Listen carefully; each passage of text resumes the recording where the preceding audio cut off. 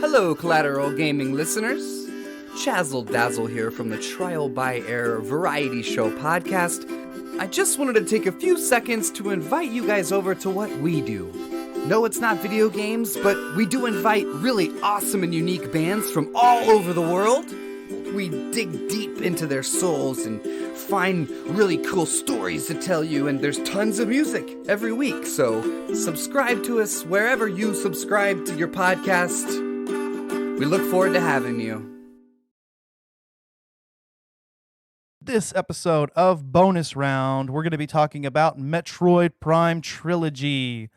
Stay tuned, the show starts right now.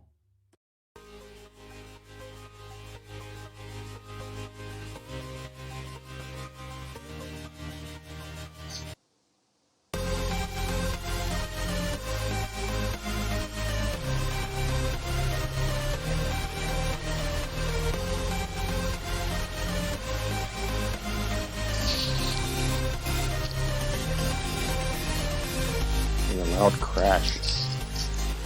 I'm sorry. Welcome to Collateral Gaming Bonus Round. I'm Ashley Chancellor. And I'm Zachary Guillot. And we are podcasting straight from San Antonio, Texas. And yes, my friends, we are a 420 friendly podcast. So whatever you have, be it blunts, bongs, dabs, joints, smoke it if you've got it. Although Zach here, he isn't. You're not calling from San Antonio, right? No, sir. I am in Southeast Georgia, Jessup, Georgia today. Wow. Okay. So yeah, we're branching out a little bit. I mean, we've had some guests from other states before, but this is the first time here for Zach. We were actually we started talking about this because we started talking about Metroid, right? Oh yeah. I think I saw a post that you made on Facebook, and it kind of sparked it within me. I was like, oh, he's a Metroid fan. I got to message this dude, and it just kind of spiraled from there. So it was really interesting. Yeah, no, it was. And then I thought, you know what? I've been wanting to talk about Metroid Prime for a while, Yes. Specifically the Metroid Prime trilogy for a while. So you know what? Let's just do it. It's the this month actually is the anniversary of the very first Metroid game.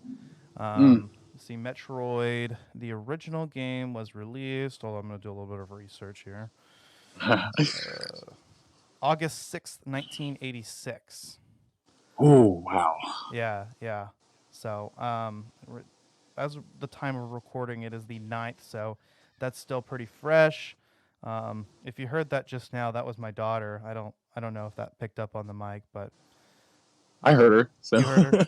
I did. It was 34 years ago.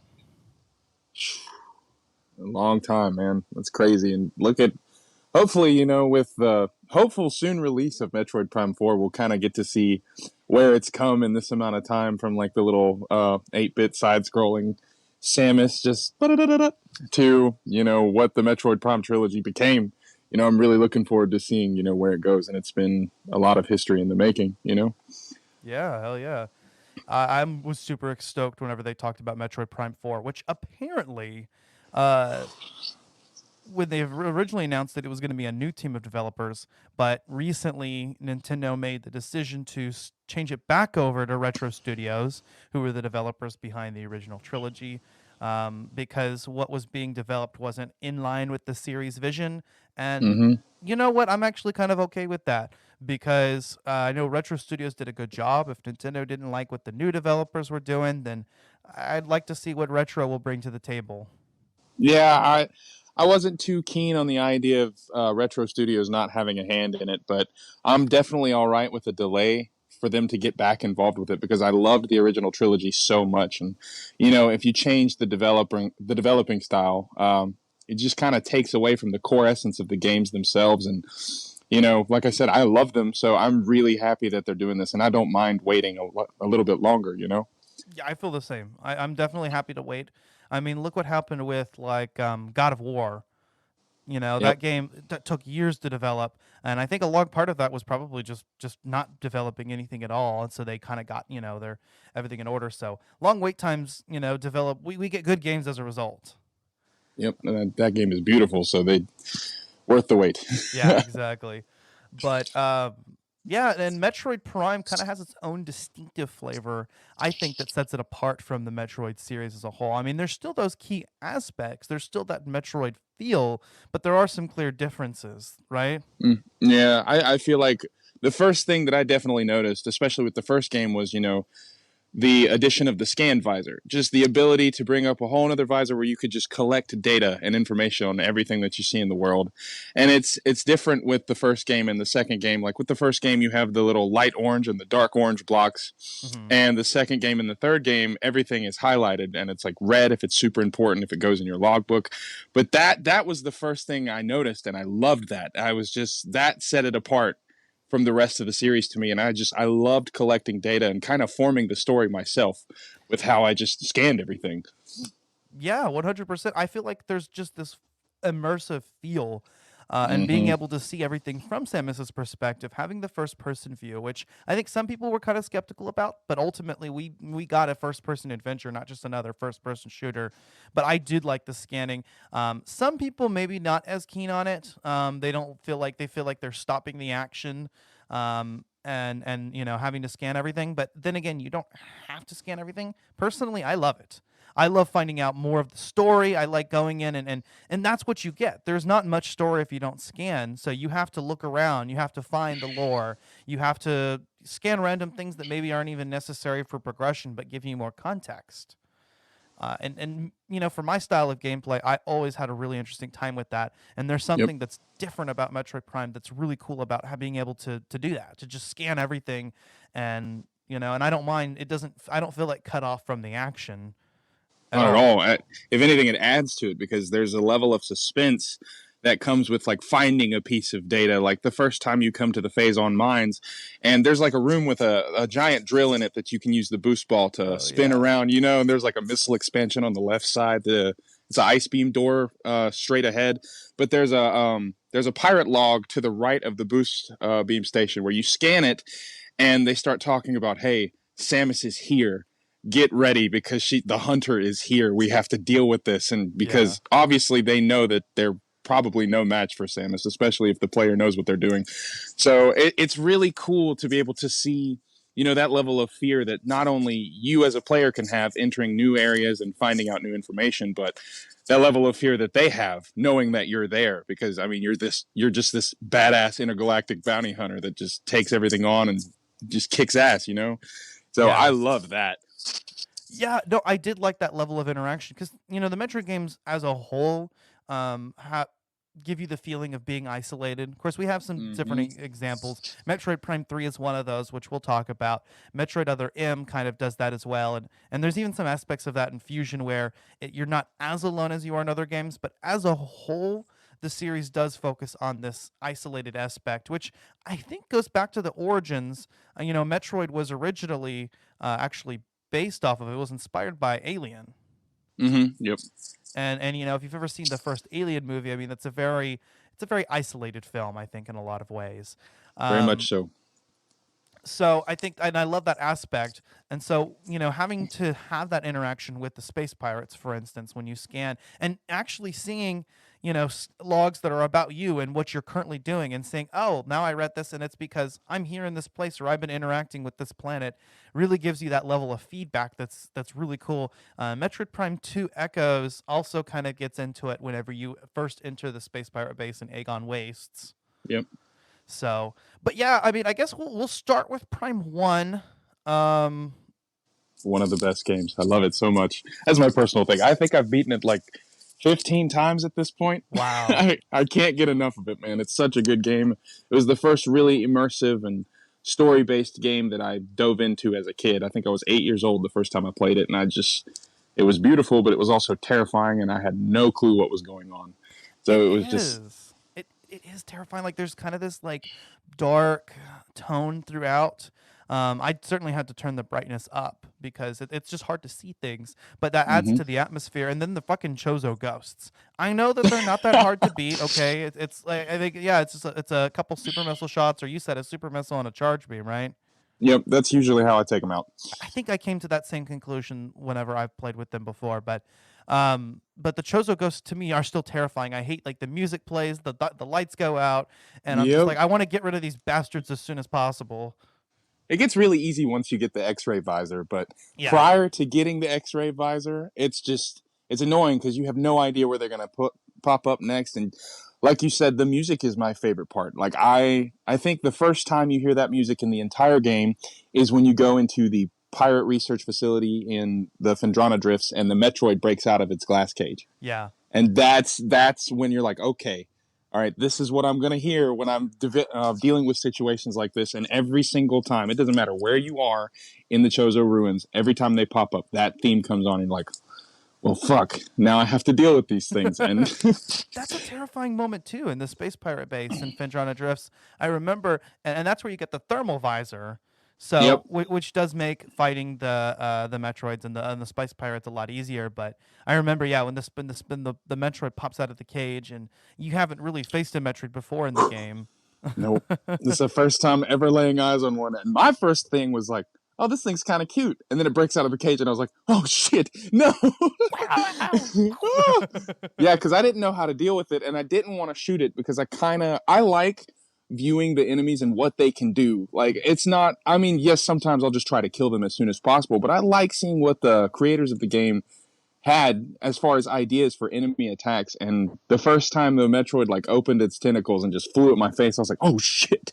And and then yeah, you just had to figure out that you had to drop a bomb to get him off of you because yeah, that didn't know that until Yeah, you got to go into morph ball, drop the bomb, and then to kill him, you have to freeze him and then missile him. That's the most effective way. yep, Um, or like 6 charge beam shots and then they just explode violently. yeah, Metroids are at the same time like a cute and terrifying enemy because they'll just suck the life force right out from you. But I do remember that moment whenever you encounter the first Metroid. And I like what you said about you sometimes you want to kill enemies right away, but for me, my first instinct was I got to scan this shit. Well, yeah, okay, yeah, I should have definitely said that because that got to get all the information. If you're not I going didn't do for 100% even, you still want to scan the enemy because that's how you find out its weaknesses and how to beat mm-hmm, it. 100%. And there were I love the different types of the same kind of enemies too. And you see this especially in Corruption. Well, I'm sure we'll talk more about that later, but you have the different levels of pirates, like the space pirates, the commando pirates, the airborne pirates, and God, those things are so annoying in Metroid Prime because if you get them down to just enough or where their health is low, they just suicide. They kamikaze you. Yes. Or they'll go into hyper mode and shit. Now I gotta go into hyper mode, Yep. which we'll talk about. But yeah, no. And I remember, especially in Prime 3, whenever you have to scan the pirates for the first, I had to open up the scan visor every time pirates came up because I mean they all kind of look the same, so I was never sure which one Mm-hmm. was a new enemy that I'd never faced before and which one wasn't. And with the Prime series as a whole, you have to be careful because there are some one-time scans or some enemy scans that are just missable. The enemy just doesn't appear later. That happened to me. When I beat Metroid Prime, I beat it almost 100% aside from one logbook scan. Came to find out it was the Ice Shriek Bat in Phendrana Drifts, which in certain versions of the game, I think in the NTSC versions or in the PAL versions, one of those, which I think the Prime Trilogy is the PAL version. But yeah, I and think at least so. Yeah. in one of those, the enemy disappears forever after you get the either the thermal visor or the X-ray visor. So it's a missable scan. And for me, I mean, that was kind of a missable scan for no reason. Like I understand with the boss, okay, I understand with the lore in the beginning in the frigate, that's different. But it kind of did cheese me finding out that there was this one enemy that just doesn't show up again, and I was like, shit. Yep. It always infuriated me because I think Metroid Prime 1 is the only game where I've gotten all the scans. Metroid Prime 2, there was just so much stuff. And there's like differences in the Shriek Bats. Like you were talking about earlier, in each area there's like in the Sanctuary Temple in Metroid Prime 2, there's those electronic Shriek Bats that show up near what is it? It's the first time you come in contact with the spider ball track, where the dark other portal to the left, and they drop down, and you have like literally less than half a second to scan them, or you miss it, and they're gone. Really, yeah. So it makes me so angry. The Shriek Bats die so quickly because they kill themselves trying to get you. Yeah. So There are a few enemies that are like that. I know, or the in Metroid Prime 2, the Alpha Splinter. I think you have to scan it before it turns into the Dark Alpha Splinter. You only have a few yep, seconds before it does it. But yep, Metroid Prime 1 definitely, one criticism I'll offer is that I don't like the way, like you said, with the orange squares. yeah. It does make it a little bit harder to figure out what's scannable. So I am happy that they improved upon that in the other two games, and with the full outlines and actually clear distinctions. Instead of you had like orange and red, now you had, blue, uh, or red, which denotes. And I think Prime 3 even separates it maybe a little bit further, if I'm not mistaken. Or no, they changed it a little bit. They turned like enemy scans and or boss scans into red. But anyway, Yeah, they definitely do that. I actually just finished Prime 3 about half an hour before we started recording. Again, I finished it, and that was actually my first time 100%ing the game. And the heavy bosses are the red scans, and sometimes you'll get the red tokens for mhm. scanning them, and sometimes you'll just get, it added to your logbook. But most of the stuff, if it was important, it was either blue or red. If you'd already scanned it, just like in the other game, or Green. in Echoes, it turns green, and yeah. So Yeah. For me, I just like scanning everything. So for the most part, I didn't miss things, but I do remember there are some things I missed. I missed the Ice Shriek Bats. The first time I played Prime 1, I didn't quite beat it, but I got to Phase on Mines, and I think I gave up because I realized that I couldn't get 100% and it just cheesed me. Because I missed, there were some fucking, I think it was the fucking barbed war wasps in the incinerator drone fight. Because there's the ram war wasps that only show up in the one fight where you get the missile, and then there's the barbed war wasps that only show up in the incinerator drone fight. And if you're not careful, I mean, they just look like fucking war wasps. I didn't think Yep. any different.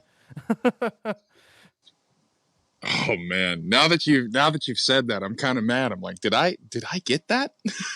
Well, in the Prime trilogy, which is the version you and I both play, right? The with the Yeah. Wii controls, Yep. it does tell you when you get 100% logbook scans, so you'll know. I remember whenever I was fighting Dark Samus and at the end of Prime 2, every time I got that final scan, it would tell me 100%.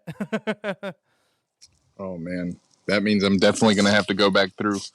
And plus, I Yeah. have to go back through all three games on hyper mode because I haven't done that yet. And so that I'll try to make sure that I collect everything. I started playing Prime 1 on hyper mode. That's where I actually went back and I got that Ice Shriek Bat scan. And for me, I'm going to consider it 100% because I Yep. got through the game 100% almost. Got every single scan, every single pickup, every single scan except for one. And then what I did is I played up to the point where I get to Phendrana Drifts in Metroid Prime 1, and I scanned the Ice Shriek Bat in the Ice Ruins. And I'm like, okay. Mm. And I got the token. It was like 100% scans. Okay, good. So I will say Prime 1 is the easiest to get all of the logbook scans because I think there's the smallest amount. At the same Yep. time, it's the easiest to miss one or two. Mm-hmm. So Especially, the first time I played through the game, when you first interact with the Hunter Metroids, I think that's in the quarantine lab of the Phazon mines. Mhm, I think that's where you first run into them. I think so. I didn't scan those. The first time I played through the game, I was just like, oh, these things are terrifying. I got to kill them. And then I fought the Omega Pirate, and, I never went back and I scanned those Hunter Metroids, and it infuriated me. The Fission Metroids, I got those, and those things suck. Those things suck. If you don't kill Oh them right my away, they split up, and then before God. long, you can get into completely unmanageable because they can split up, and then they can split up, and it's Yep. just a mess. But Power bombs are helpful in that area, though. They just take yeah. them out in one hit. And I'll use the power bombs in the final fight with Metroid Prime because when he'll spawn those pools of Phazon and the Metroids come out, and you're like, oh God. Yeah, I think I did the same thing. The Metroid Prime fight is actually really cool. I like It's an amazing fight. It's so good. Emperor Ink kind of mirrors a lot of that too, but in the Metroid Prime fight, you just you have to switch, to the beam to fit its weakness, which you had to toy Yep. around with the Space Pirates before. But it was really fun switching between the beams, at least in the first half of the fight, the outer shell. Yeah, I found it really interesting, and I really liked how his attacks kind of were centered around what beam you were using. You know, of course, like if he's red, you got to use the plasma beam. If he's white, you got to use the ice beam. But you know, like you could actually freeze him if you had the ice spreader, which is underneath one of the bridges in the Magmore Caverns. If you have the ice spreader and you hit him in the face with it, it'll freeze him for a second, and it'll automatically transition into the part of the fight where he like charges you, and you have to go into the trenches underneath him and roll underneath him. It'll like knock his health down even quicker than that. Nice. So I love that aspect. And you know, he'll like pick up orbs where he'll shoot those what are they, energy orbs that they'll float up, and you can just take them out really quick and get those pickups for lost ammunition. It's great. Yeah, and I did. I remember getting all of the charge combos, and they're not as useful as you think they would be. But against certain bosses, when a boss has a particular, or an enemy has a particular weakness to that one, then you're like, fuck yeah. So I remember, I think with Metroid Prime, I was spamming charge combos. So when it was power beam, I was spamming super missiles. When it was the ice beam, I was using the ice spreader. Yeah, you can take out the Omega Pirate in 4 shots with the ice spreader. Really? If you time it right. Yeah, because the first time you destroy all of his limbs, and he like calls in the space pirates with whatever he says. It's like, I have no idea how to. And then he goes invisible, and you wait for him to. You hear the little noise, and you know you can see him with the X-ray visor. You shoot him once, he'll take a 4th damage. Like you'll knock out 25% of his health right there, and then he'll spawn a second time on the other side of the room, and you can hit him again with the ice spreader, and you've gotten him down in one cycle, and he's halfway gone. He's dead. He's almost dead. And then you do it a second time, and you can win the fight in like 5 minutes. Yeah. Oh, that's and really you can cool. it's really cool. And you don't even have to worry about the space pirates, because when he does his ground pound, the shockwave, it kills them all. So it's like he doesn't even care. He's like, yeah, I asked you guys to help, but you're dead, so fuck all of you. Get out of my way. I got this, woman. I like that you found different ways of fighting, the bosses pretty quickly. Because from what I understand, Prime 1 is a game that is meant to be played, and you try to speed run through and play through it as quickly as you can, collecting everything along the way. Yep. I think a lot of Metroid games are built that way, although 2 and 3 not as much. But Metroid games overall, I think, are meant to be sped run. I mean, that was one of the original requirements for clearing the original Metroid. Was it was based on item percentage and how quickly you beat the game. And this carries over to all the games. Is you get a different ending. Yeah. So I think in the Prime series, it's just based on collectibles. But still, I think in the very first game, Prime 1, being able to speed run. In fact, I mean, there's a lot of the term for sequence breaking actually originated from Metroid Prime. That's where the term originated, and people started, talking about sequence breaking, and that spawned a community, was finding ways of, in some cases, glitching the game to get through it more quickly or collect as few items as possible while going through.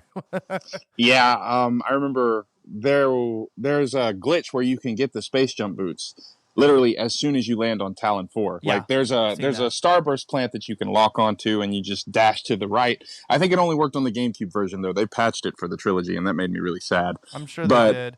I remember in the GameCube version of Echoes, I actually there's something that happens if you fuck up, you can get locked out of the Caretaker class drone fight, and the game is bricked. And so I was actually trying to sequence break to complete the game, because in Sanctuary Fortress there's another part where you can actually sequence break by jumping across a gap that you're supposed to grapple beam across the opposite way. So I was trying to sequence break to continue playing the game, but it didn't work. I ended up having to restart the entire game. It really pissed me off. Yep. I got all the way to Sanctuary Fortress, and then I had to restart the entire game.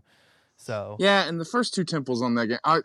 Okay, now I love Metroid Prime 2. Do not get me wrong. I'm not going to just absolutely take a fat shit on this game, but I cannot stand the Torvus Bog. I despise it because it just feels long. Too. Yep, it feels so long and drawn out. It really doesn't get interesting to me until you get the gravity boost, fighting the Alpha Blog at the bottom of the chamber, and so.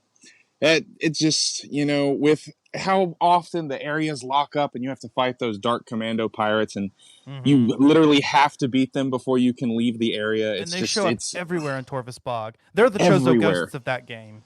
Yes, they are. And they're so annoying, and they're so much harder to kill unless you have the Dark Visor. And by the time you get the Dark Visor, they're easy because you can just stay locked on to them. But you have to beat the temple before you get that. So yeah, you have to use the Dark Visor, which is that game's equivalent of the X-ray visor. Yep. I mean, I guess we'll get into to Prime 2 Echoes now, which is I think I have a hard time saying because it's really hard to say what my favorite game is of the series because I love them all for different reasons. But there's something that's always drawn me to Echoes, and I'm not sure what it is, but it does feel very different from Prime. A lot of people see it as kind of a dark sheep of the franchise, and then Corruption has its own differences as well, which we'll get into. But Prime 1 definitely does feel a lot more like regular Metroid games. It has that feel. You go through areas, you backtrack through areas multiple times. You know, I remember in the very beginning of the game, you got to go through. You get on Talon 4, then you got to go through Chozo Ruins, get the Various Suit, go to Magmore Caverns, run through Magmore Caverns to get the Phendrana Drifts. You get the Boost Ball in Phendrana Drifts. Then you run back through Magmore Caverns back to Talon 4 Overworld, and then you get the Space Jump, and then you got to run all the way back through Magmore Caverns back into Phendrana Drifts. Yep. So yeah, it's like the first time you go to Phendrana Drifts, there's a lot of missile expansions encased in ice, and you can't get them until you get the plasma beam way later in the game. That's like deep in the heart of the Magmore Caverns, and you look at them for 90% of the game. Like there's an energy tank in the Phendrana Caves. It's like the 12th or 13th one that you can collect, but you have to stare at that thing the entire game, and you can't get it. It teases you, and that kind of stuff.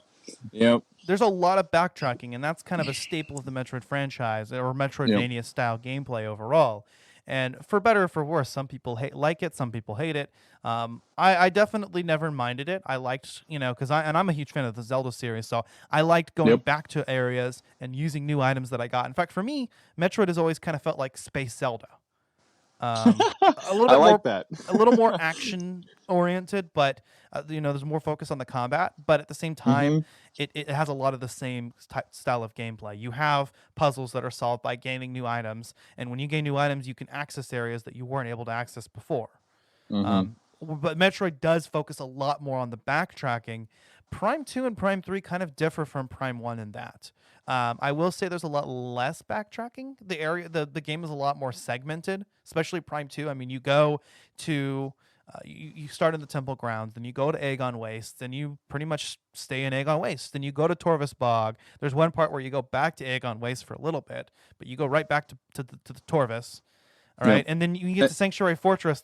I think at different points in the game, you do go back to Aegon and you do go back to Torvus, but you mostly spend the time in Sanctuary. Aside from having to, when you go to Torvus to get the power bomb and the, after getting the spider ball. But and you have to backtrack to the, I think it's the Aegon Waste where you get the Sunburst, the power up for the light beam. Is it Aegon Waste or is it the Overworld? I think you get it in Temple Grounds. Yeah. Temple Grounds. Yeah. Yeah, and the Dark Burst is in Aegon though. And there you go. Yeah. I think so is the Sonic Boom. Oh. Yeah, I love that weapon so much. It's so cool the way it causes a prism effect on the screen. It's really nice. And it's fast. But the charge combos definitely don't feel as useful as they can be because you get them like so late in the game that it's almost, I did. I gotta say, I guess you could go after the Sunburst and the Dark Burst pretty early on, but in this playthrough, I didn't get them until the end. One thing that is different about Metroid Prime 2, I guess we'll talk about that. There's a couple major differences that set it apart. One thing is the beam ammo. You have light beam ammo and you have dark beam ammo. Some people hate it. I didn't mind it because getting ammo is not that hard. If you're low on one, you just shoot the other. So there's always unlimited ammo, and you're never completely unlimited. You can charge it to use it if you're out. And then you get the Annihilator Beam late in the game in Sanctuary Fortress after beating Sanctuary, and you have to, and it uses both light and dark ammo. But that beam is awesome, though. Yeah, it was awesome, and that is definitely the best beam in the game. It has, unlike Prime 1 where the power beam has the greatest rate of fire, in Prime 2 the Annihilator Beam has the greatest rate of fire. It is fast, and so is the Sonic Boom. It's instantaneous.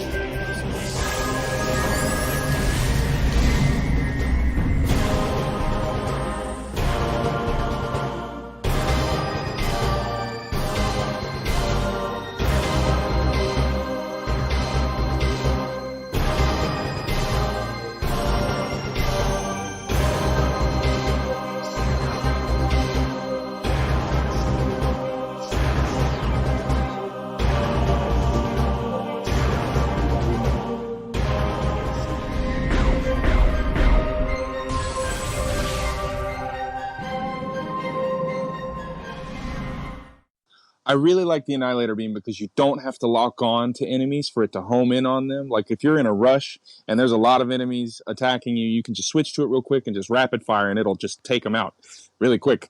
It definitely came useful in the Emperor Ing fight. I will say though, what pissed me off is I would use the Annihilator Beam to to set traps for enemies using the light crystals and light beacons. But the problem is that it always tries to lock onto the enemies when I try to do that. But it's the best thing in the game. Once you get the Annihilator Beam, you could just fuck off because you just annihilate. You can kill all the Ing easily because all you have to do is it's so funny whenever whenever you shoot a light. I guess we gotta explain the light crystals and the light beams too, or beacons too. But shoot a light crystal, they come to it. Yeah, you shoot the light crystal, and they're both lured to it, but they also die as soon as they touch it. So I just get this moment of haha, stupid. Yeah. Oh, and you can, going back to the scans, like the light crystal, the darkened light crystal, when you hit a light crystal with the dark beam, it encases it and you can't use it. The nullified crystal, the nullified crystal, there you go. Yeah.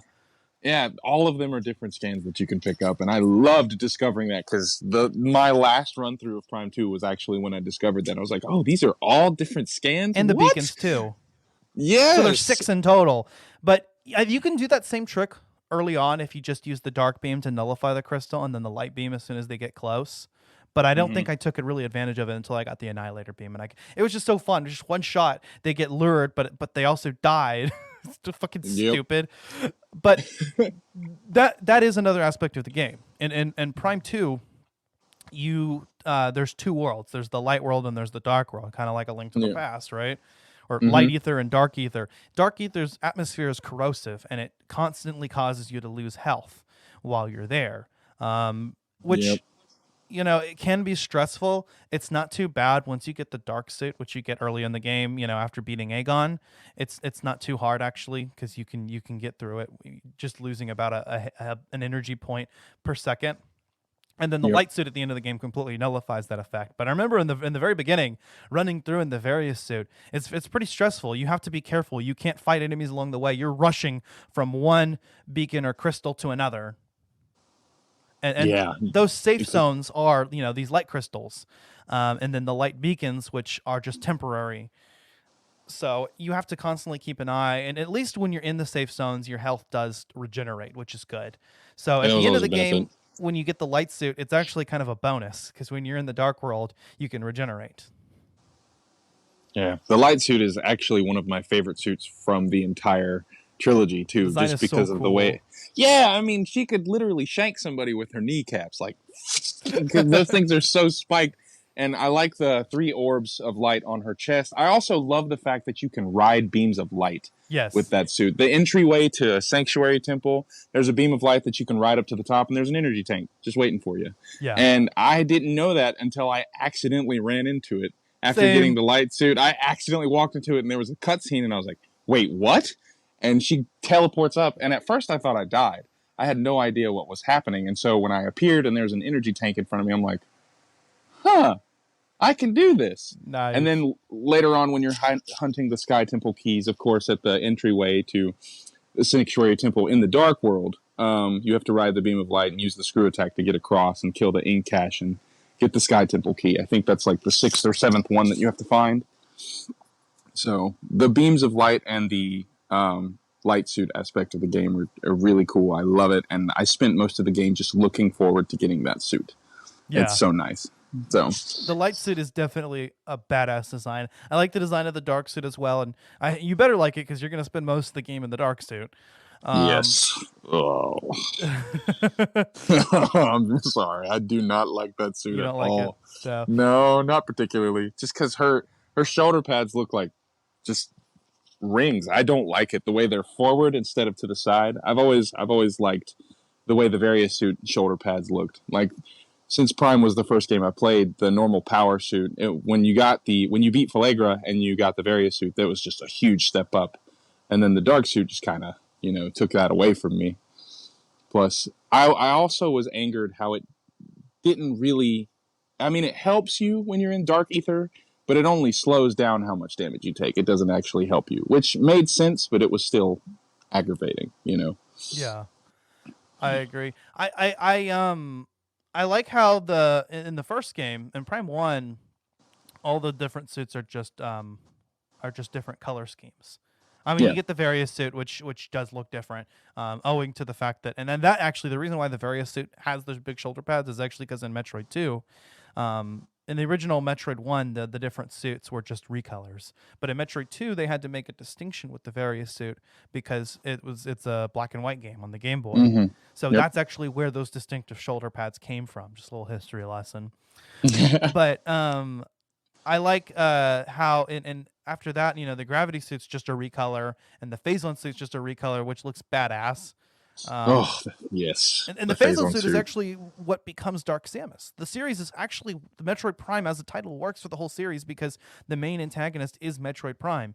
Metroid Prime inhabits the Phazon suit and then becomes Dark Samus, who becomes kind of a minor antagonist and the final boss of Metroid Prime 2, but then the final antagonist of Metroid Prime 3.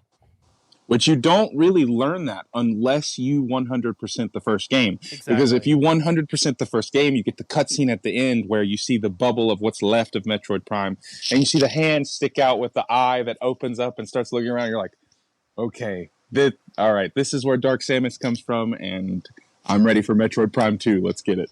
Hell yeah. So it's so good. Yeah, I agree. I like how at the end of Metroid Prime 2, when Dark Samus is kind of unstable, you see Metroid Prime's face from the core. Mm-hmm. So there's definitely that clue there. I don't know if Samus ever figures it out, but and in Metroid Prime 3 actually kind of caps off that whole story because it explains that Metroid Prime was the guardian for the Leviathan seed on Talon 4. Yep. And Emperor Ing was the guardian for the Leviathan seed on Ether. So it kind of wraps up, and there's this whole self-contained story. I think they call it the Galactic Phazon Crisis. Is just kind of that overarching story arc. And in Prime, the Prime games do take place between Metroid 1 and Metroid 2. And you might think that it's not important, that the Metroid series doesn't really need a timeline, but it is important because at the end of Metroid 2, Samus exterminates every Metroid aside from 1, and then at the end of Super Metroid, that Metroid dies. Of course, they managed to throw them in every game via Galactic Federation experimentation or whatnot, but I think in Fusion, don't the X-Parasites mimic the Metroids or something? Yeah, essentially because they latch on and they drain the energy from you. But Samus, with her first encounter, which causes her to crash her ship, once she goes through that surgery, her body can now absorb them, and they benefit her. So I love Fusion so much. That's actually the first Metroid game I ever played, and I had no idea what the series was even about. And so the first cutscene where you see Samus take out the little creature and the X-Parasite floats up and takes over her body, you're just... What is happening? What is?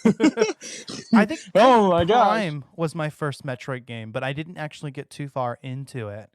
I think Fusion was one of the first games that I really got really far into.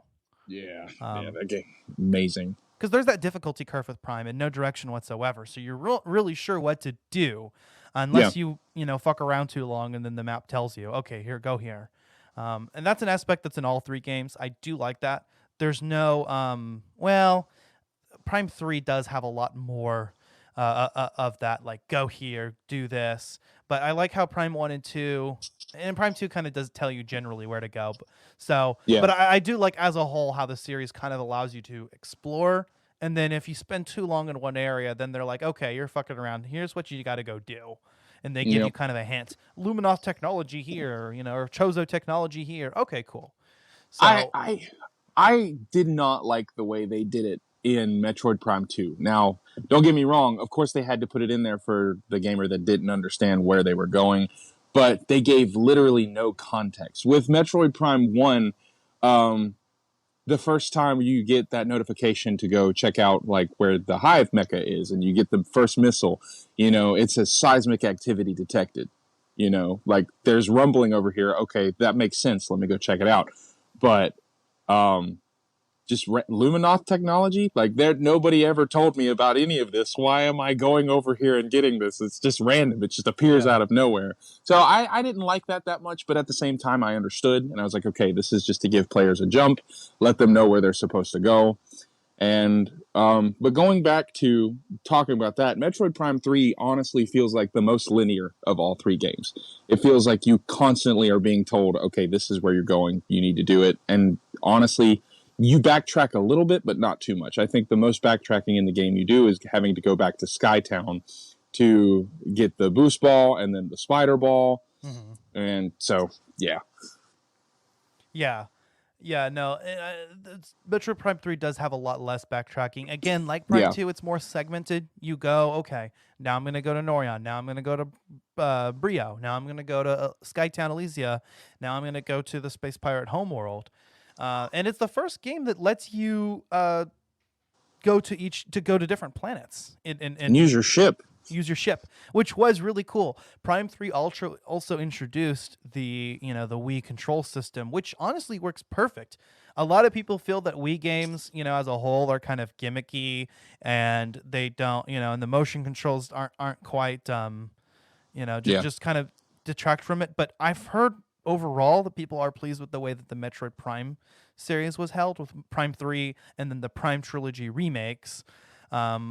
Which I think is superior to the GameCube version. I mean, you can point anywhere you need to shoot. It's so much easier. Of course, when I was having difficulty with my sensor bar, it was kind of annoying, but yeah, I have understand a wireless that. sensor bar, and if it runs out of battery, you're kind of fucked. You got to hold it up like right here to the screen to make it work. But other than that, it works pretty flawlessly. So I'm wondering how they're going to treat that system in Metroid Prime 4. I think what would be ideal is to give players a choice if you want to use the dual sticks on the Nintendo Switch, or if you're not playing in handheld mode, to have the option to use the Joy-Cons and point at the screen. Either the Joy-Cons or they have the gyroscopic movement. Yeah. Where kind of like they did in Prime 1, but they also give you the dual analog option. Like if you have all three of those choices, I feel like it'll be perfect. It's kind of like you customize your own Metroid Prime 4 experience. Okay, you've played the first three games and you've experienced different types. Now you choose. Yeah. You've waited long enough. You figure out how you want to play it. Like I could talk about that game for days, man. I what I want it to be, what I hope is in it. That's just, oh man, I'm so excited. And I've heard rumors of September 2021, but I don't know. Yeah, probably not.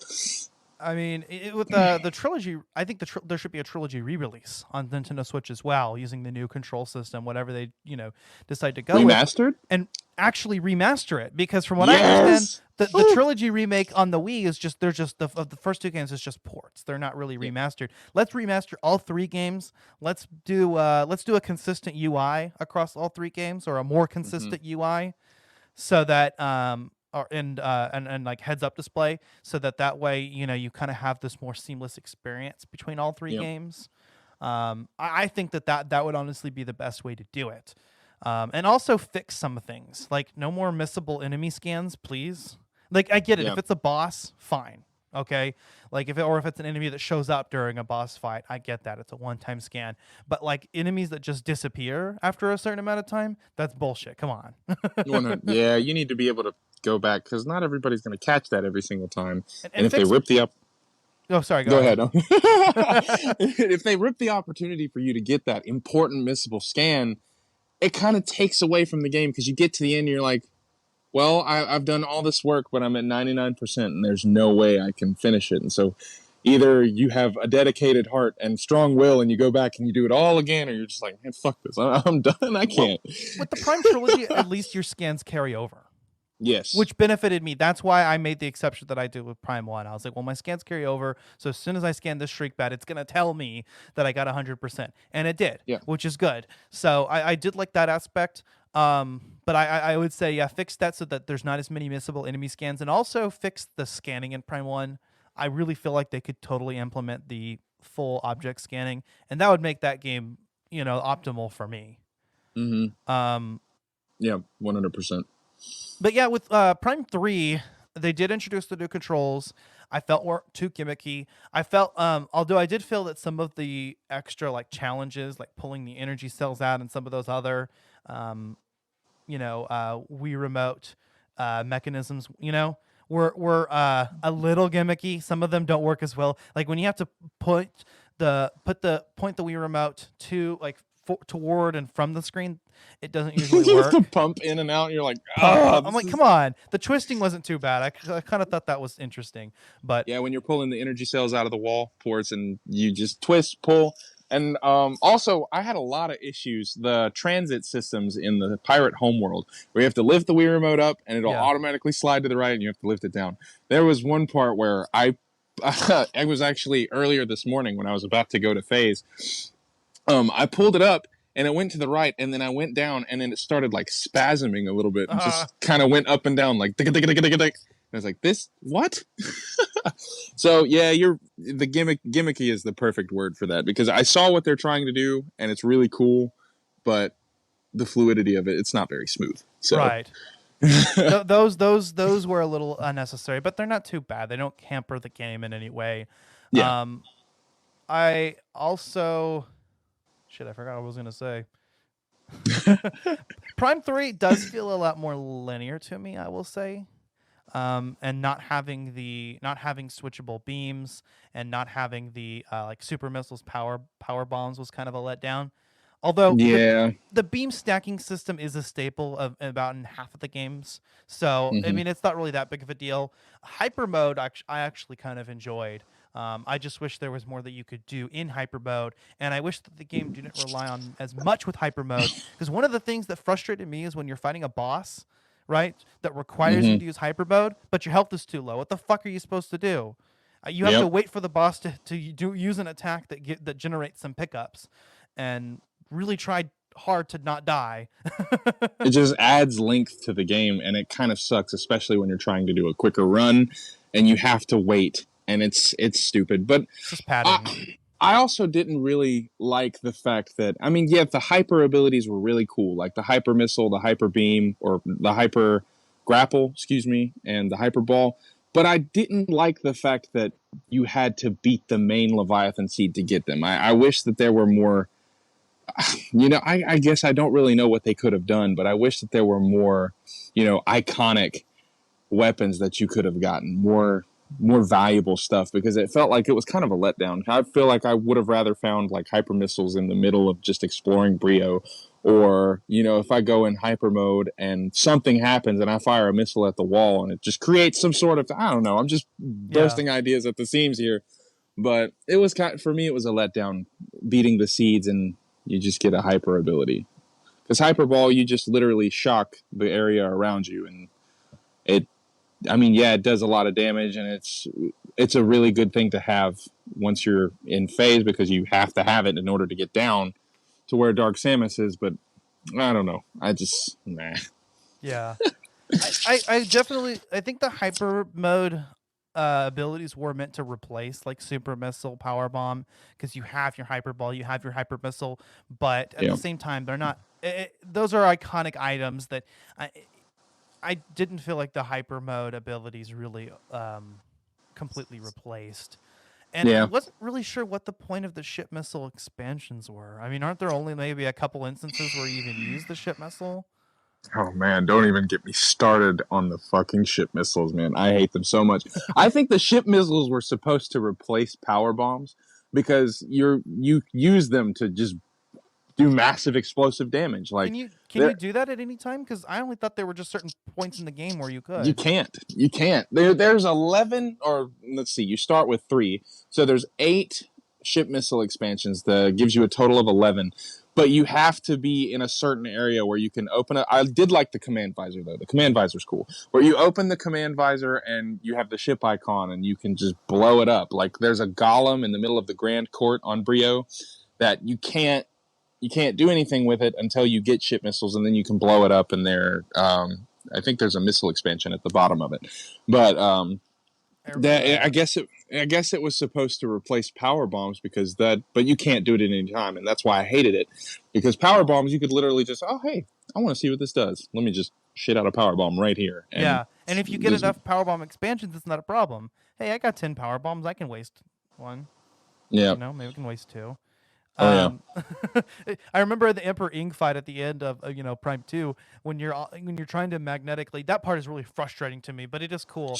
But like those enemies are constantly knocking you off, and so I Hmm. just power bombed the shit out of them. I was like, "Fuck off!" Yep. If you do it just right, I think it's only supposed to allow you to destroy one of those little pods at a time. Yeah. But if you do it just right, you can get all of the ones in the surrounding area. And I actually beat that part in like four different power bombs. I Yeah. think there was like 10 or 11 little pods that you have to blow up, and the little ink creatures on the side really helped because they were constantly dropping power bomb pickups, and Yeah. I liked. It I felt remember, like and health I pickups. oh yeah, and the first time I played Prime 2 was for the GameCube. I Okay. swear they updated the amount of pickups you get in boss fights for the trilogy, and so it felt I like a think little so. easier. It felt a little easier to make it through those fights, because I remember the first time fighting Emperor Ing, um, I struggled quite a bit. I died like 5 or 6 times, and yeah, it probably helps that I'm a lot older and I'm a lot better at video games, but man, it was hard when I was a kid. Yeah, me too. I almost beat Prime 2 100%. I collected every pickup, and I just got to the part where you fight Emperor Ring. This was on the GameCube version, and I never beat him. He was just so hard. But this time, I didn't have too much of a difficulty with it. I mean, it took a couple tries, and I'm Yeah. thankful that the game saves after you beat him. Thank God. Yep. Because you scan that save station and it's like you cannot use this, and I was like, "Fuck!" So if I fuck up, then I'm gonna have to. Because I know you fight Dark Samus. I already knew that was in the countdown at the end of the game. You do have to fight her. Mm-hmm. Um, so I was like, so if I die, I'm gonna lose. So and I did die because I couldn't quite figure out how to beat Dark Samus. I didn't figure out that you had to collect the Phazon in the air, which by the way doesn't work very well. I don't know if anyone else had difficulty with that, but I I felt did. every time I I was hate trying it to. so much. I was looking online. Everybody was like, "Yeah, just hold the charge beam. It's not that hard." But every time I did, I just got damaged instead. Yeah, if you move. Honestly, I think they designed it to where if you try to move to collect them all, kind of like a vacuum cleaner, if you try to like get them up, that's when they damage you the most. But if you stand still, it just pulls them straight in. And I didn't realize that until like the third or fourth Oh. attempt. And at this point, there's 3 minutes and 30 seconds left in the fight, and this bitch still has half her health left. And so I'm panicking, trying to figure out, okay, I need to get this done.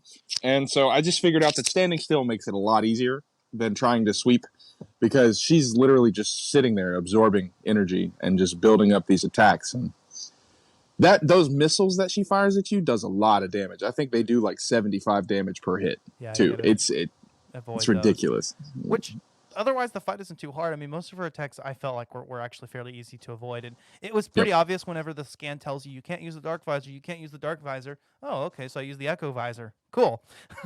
Mm-hmm. That was it. But yeah, that whole part, I don't think I ever figured out. I think I was moving back and forth, but I managed to beat her by chance.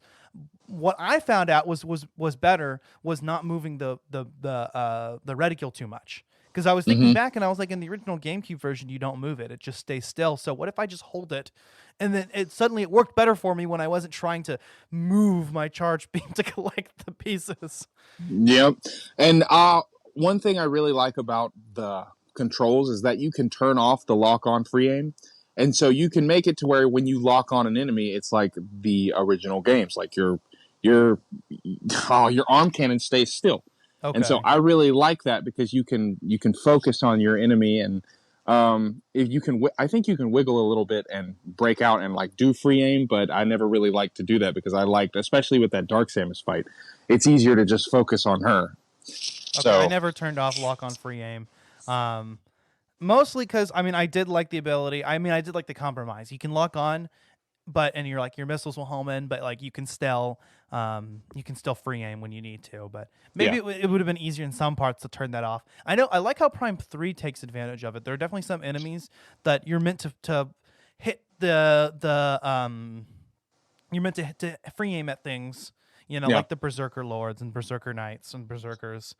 While Rage you're filled my fighting them. heart. You said Berserker Lord, and rage filled my heart. It's the first boss you fight, and then they just appear out of in different parts, and of course they get easier to beat, but they're still annoying. Yeah, like one charged hyper mode shot or one charged hyper beam shot, they're dead, done. Is it really? Yep, you hold it all the way. You have to charge it all the way though, because when you hold it, I think your shot lasts like 5 or 6 seconds. I love that. That's one of my favorite things in Prime 3. The hyper beam fully charged, because it's just a continuous wave of phase on just coming out of your. But it lasts like 5 or 6 seconds, and one of those will take a Berserker Lord out. It's great. I think I was a little bit more conservative with my ammunition and with hyper mode between the games. I think that was one problem, is I felt like I didn't get to enjoy using the power bombs as much or hyper mode as much, because I just didn't want to waste all of my ammunition or all of my energy. But with Prime 3, I kind of did like how, I mean, essentially I would use hyper mode whenever I was forced to, or if something was just too difficult and I felt like I could clear it pretty easily. You know, there are certain enemies that are more weak to phase on, or when enemies go into hyper mode, you go into hyper mode to beat them. There was one part that really frustrated me, and I just thought about it. Kind of random, but you know the one part in the pirate homeworld before you get the Nova Beam and you're just fighting all these pirates? Yes. So I beat this before, and I guess I forgot, because whenever I was playing it again recently, I was just fucking trying to kill all the pirates, and then they kept coming. And I was like, when the fuck do they stop? And then I realized you have to make them, you know, launch into that whatever the fuck that thing is up at the top that sucks them in. And it looks like a sound system, honestly. It looks like speakers that come down. Yep. And you have to do it 4 times. You have to. I tried to save one of the weaker pirates. Yeah. And then as soon as that system comes in, just kill it, and then they fly up. It's so funny watching them just like hold on for dear life in the middle. And he just charged me. It's just freaking. It's great. That was great. Oh, dude, it's so cool. The Nova Beam is awesome. I love it. Now that I'm thinking about the beam stacking, you know, I have a deeper appreciation for it, because the Nova Beam is awesome. It allows you to go to Elysia and get the final map data for the pirate homeworld, so you can find where all the pickups are, and you can just the green. I love green. That green beam, and I love how each of the beams represent the arm cannon shape of different iconic beams from the first game. Like the plasma beam looks like the dark beam and the ice beam from the first 2 games. The Nova beam, when you get it, looks like the wave beam and the light beam from the first 2 games. It's really cool, and hyper mode is like a combination of those two. And I do miss the beam selection, but it was really cool saying, okay, cool, I have this little. I like the way it looks. Speaking of the beams of the first 2 games, I remember connecting everything and learning that pretty much every item in Metroid Prime 2, even if it's by a different name, is basically the same items as in Metroid Prime 1. I mean, because the light beam is essentially the plasma beam, although you have to charge it to get the burning effect. Same thing with the dark beam. You get the freezing effect when you charge it, like the ice beam. And then functionally, the Annihilator beam does act a lot similar to the wave beam when it comes to the Sonic equipment. Which is similar to using the thermal visor and the wave beam in Prime 1. So, and I did like the dark visor was the X-ray visor. And the echo visor was functionally in a lot of ways similar to the thermal visor. So in terms of solving puzzles and whatnot. So that was pretty cool. Although adding the screw attack, awesome. I mean, it doesn't work. Space jump and screw attack don't work the same way they do in the other games, but it's still fun as hell to just. It would be OP. Blow into enemies. Yeah, exactly. You just blow everything up. I think they did a good job limiting it to 5 jumps with the screw attack, and it does open a lot more opportunities for you to go and explore places. But it would have been absolutely broken if they had just said, "Yeah, you can just jump forever." Yeah, it works in the space 2D jump games. is just a double jump. In the original games, I know space jump is what allows you to continuously float. And screw attack is what gives you that damaging edge. Prime 1 kind of did a little bit differently. The space jump boots allow you to just do a double jump. And then screw attack gives you additional jumps, but only 5 plus that energy. Do you ever remember doing ghetto screw attacks in the 2D games? Oh, like wall jumping up, like kick climbing, that kind of stuff? No, like whenever it's called a ghetto screw attack by the community. It's when you hold the charge beam while you're space jumping. Oh yeah! Oh wow, I completely forgot about that. And some enemies it'll kill, and other enemies it'll damage you and damage them a little bit. And so, Yeah. It's a way of screw attacking before you could. And then shine sparking. Oh my god, how many fucking shine spark puzzles? Oh I man. remember I got every pickup in Metroid Zero Mission, and I did all the shine spark puzzles, even the morph ball ones. They're fucking Hmm. hard as hell, but Yeah. if you do it enough times, then you get it down. Shine Spark is one of my favorite abilities in the Metroid series, honestly, because when you get that speed and that momentum and you stop, and the animation shows Samus like stop and lean down and then just launches herself. Yeah, Especially, I think Other M did it really, really well Other with M that did it well. effect. And God, Other M, that's a whole other conversation. Ugh. Yeah, But yeah, I love that, and I think I only 100%ed Metroid Zero Mission once, and yeah, those Shine Spark puzzles are ridiculous. Like you have to angle them perfectly, and when it doesn't work, you just want to throw the Game Boy across the room. exactly. It's just it's frustrating. Ghetto Screw Attack though, I love that. It's a lot of fun. I There's love so that. many cool things, and I love how the Metroid series overall, has encouraged speed running and even sequence breaking to an extent. Although they patched a lot of that in the Prime Trilogy version, Yeah.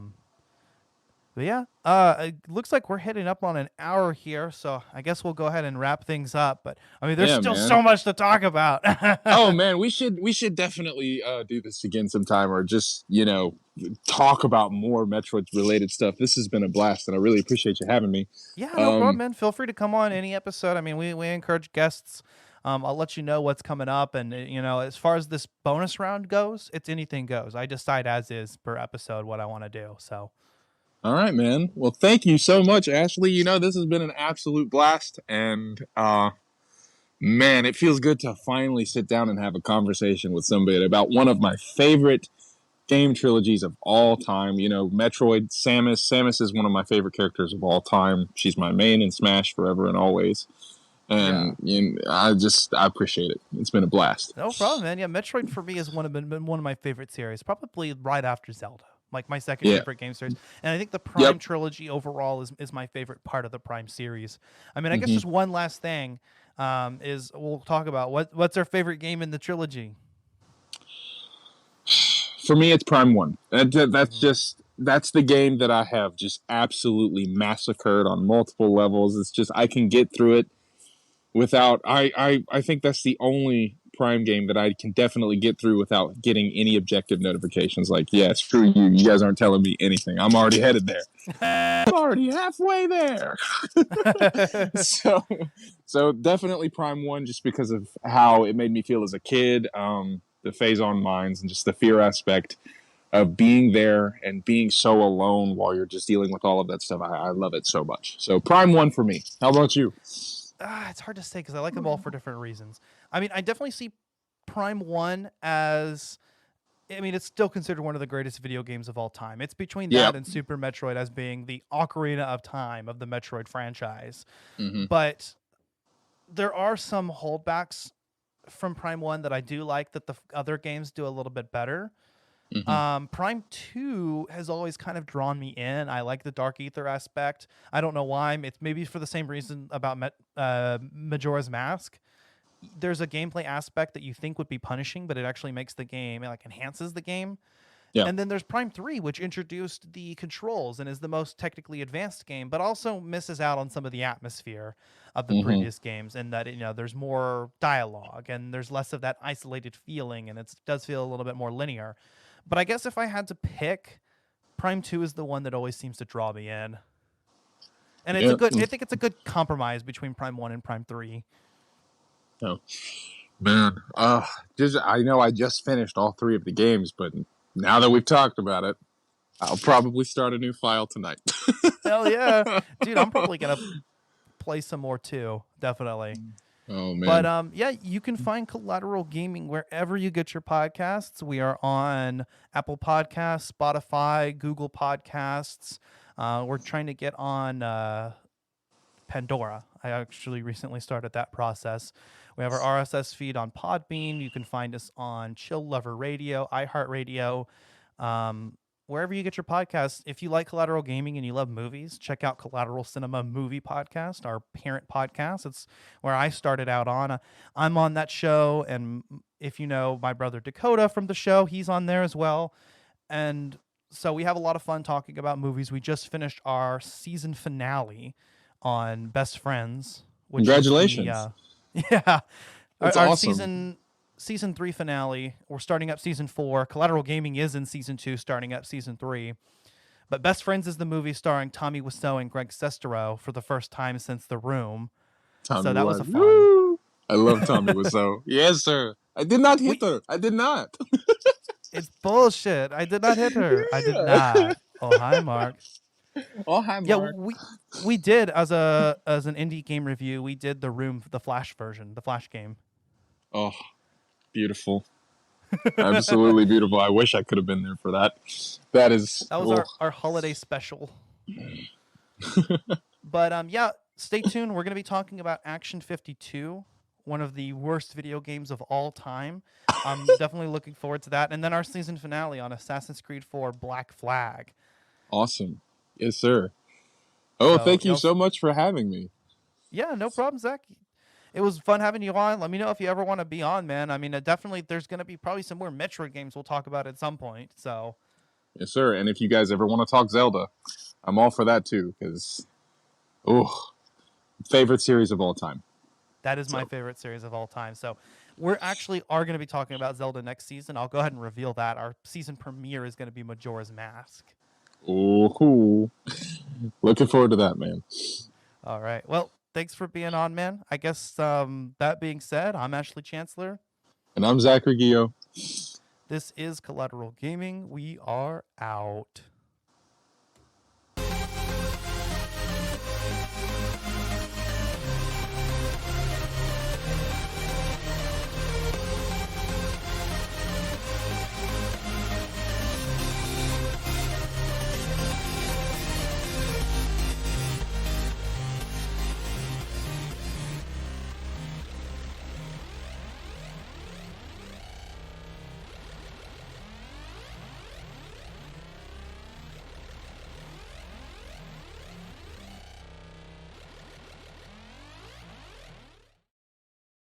Collateral Gaming is an L Company production. All music and game clips are owned by their respective creators and are used for educational purposes only. Please don't sue us. We're poor.